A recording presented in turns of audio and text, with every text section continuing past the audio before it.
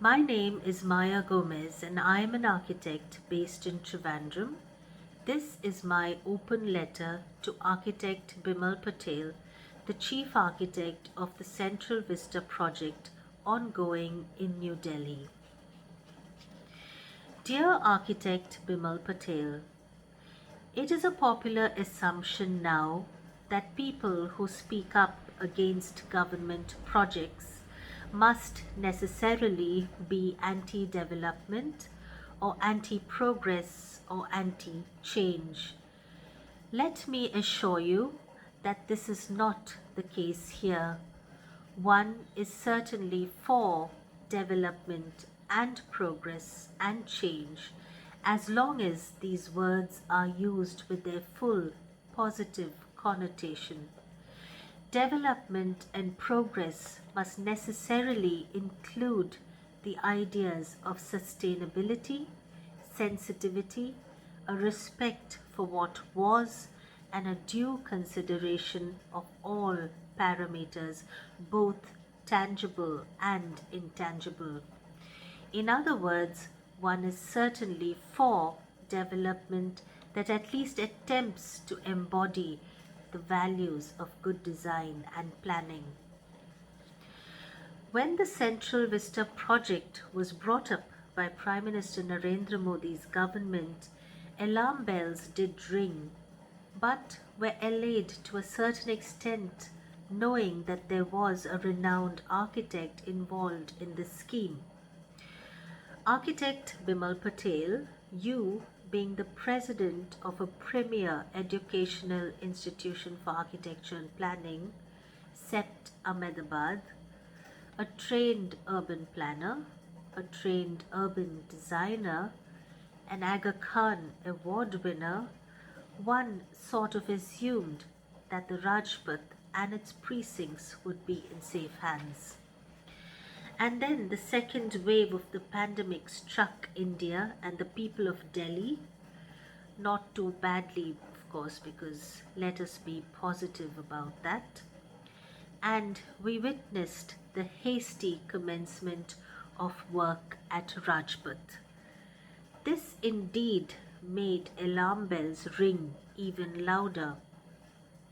We were told that it was routine work, just like any other road or infrastructure project that the government undertakes, which would go on regardless, pandemic or not. But tell me, Mr. Patel, you start your presentations with images of the Washington Mall and the Champs Elysees.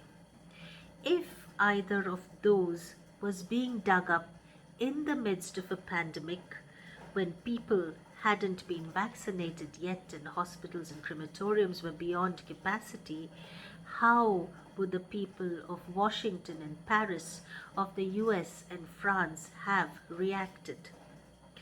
The whole idea and the justifications brought up for the hastening of this project were absurd to say the least. And so it became imperative for one to examine your design, hoping to find some spark of vindication in it. There is a clear case in your master plan of architecture reflecting politics, is there not? You yourself tell us that your master plan is intended to fulfill the vision of the architects of the British Imperial Raj. The imperial plan had an imposing hierarchy about it. However, and here is the important part, this was turned on its head post-independence when it became a vibrant mixed space for the public and administrative facilities alike, side by side along the Rajpath, reflecting the open and easy nature of our democracy.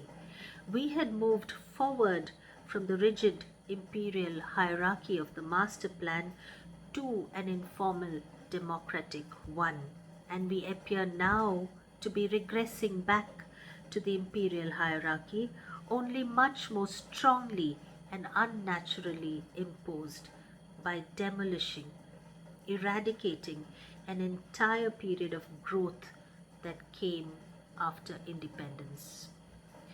Have you stopped to think of the enormity of this act of demolition, erasing a visual and symbolic representation of our journey thus far as a modern nation in one fell swoop?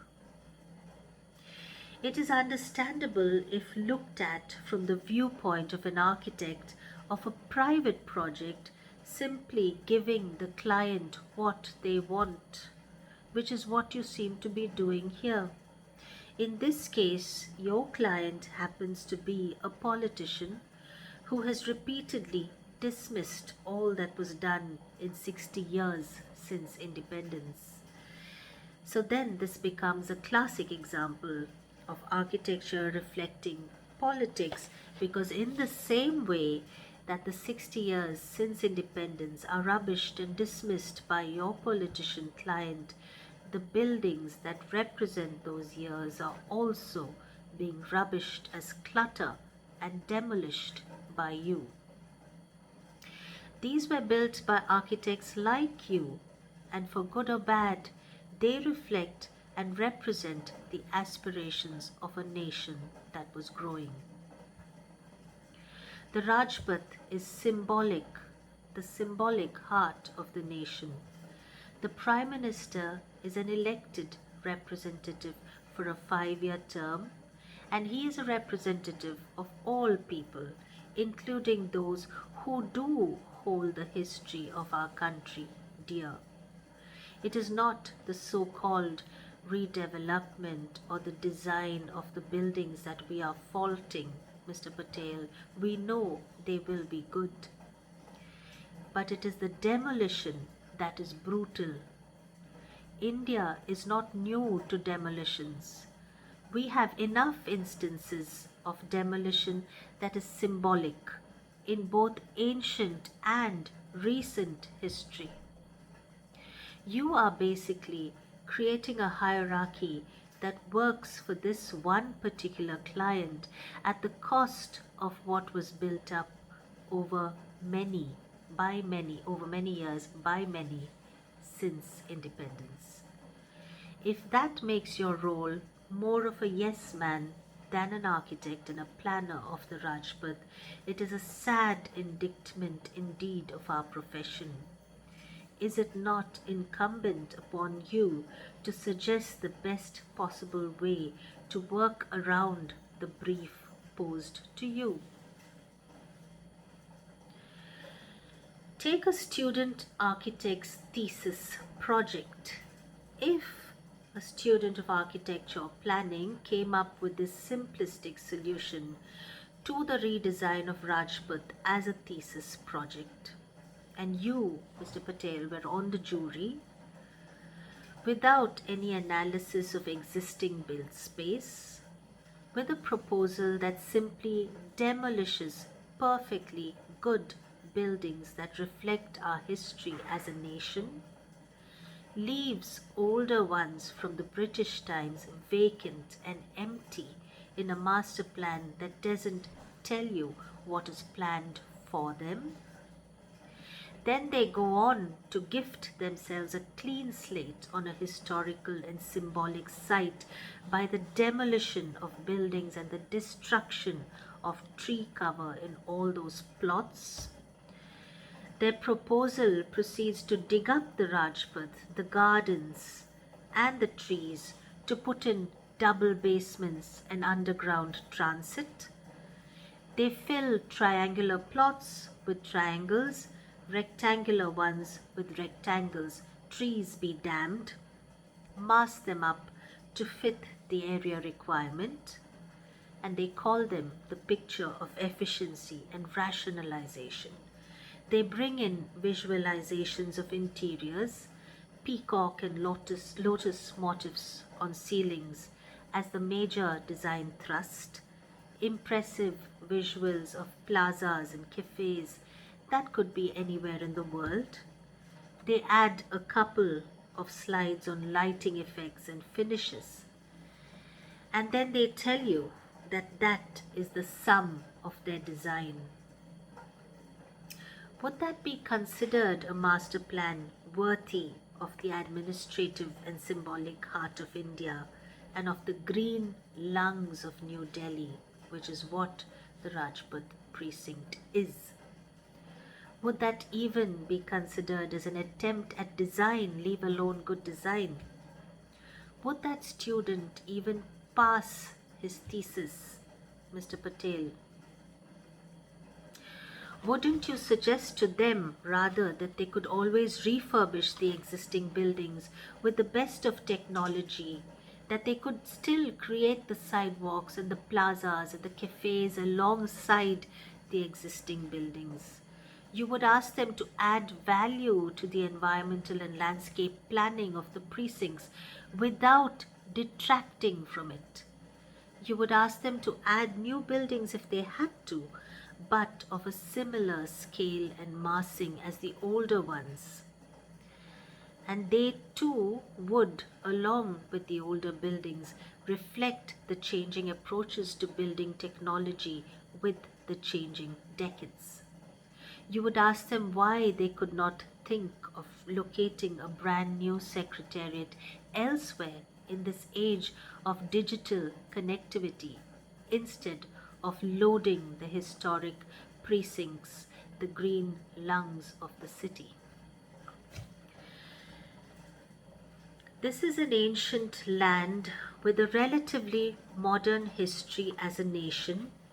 It offers the world a beautiful template of democracy. The central administrative heart of this nation does not deserve this sort of cavalier treatment, Mr. Patel. You tell us that you just want the buildings to be rational and efficient and not faulted by the users. Surely a symbolic project for the nation such as this requires more sensitivity, thought, and effort. This phase of Rajpath shouldn't simply fittingly symbolize the destruction of our democracy. One begins to wonder if it is the people of India being taken for granted, or the architect slash planner slash urban designer of this scheme who is being taken for a right royal ride. Are you sure you're not just being party to a petty and vengeful demolition drive, Mr. Patel? You certainly don't want to go down in history as the demolition man, do you? You certainly can do better for the visual and symbolic heart of India. Yours truly, a concerned citizen.